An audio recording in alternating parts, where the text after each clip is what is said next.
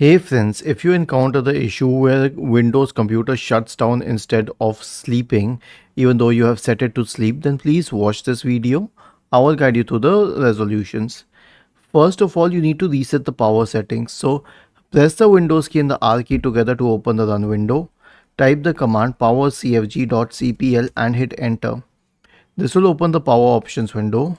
Go to change plan settings and then click on reset default settings for this plan and click on yes. The next solution is a clean boot. So search for system configuration in the Windows search bar and go to system configuration.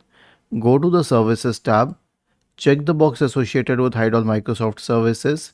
If any of the services check, click on disable all, apply, OK, and then restart your computer. And finally, you need to update the BIOS. Now this is a little complicated.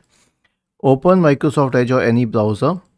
Then I will search for ASUS drivers. You can search for the drivers for your brand of computer. Now I use an ASUS computer, that's why.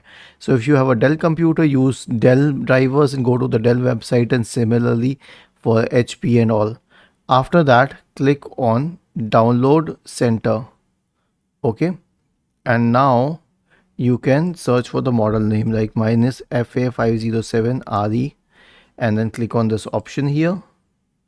Okay, and then click on driver and tools, and then after loading the driver and tools, which will need a few minutes, you will go to the BIOS and firmware section, and then you can click on download for the BIOS and then click on open. Was this helpful? If yes, then please subscribe to the channel. If not, then let us know in the comment section of the video on how we could help you further. Thank you for watching this video and have a nice day.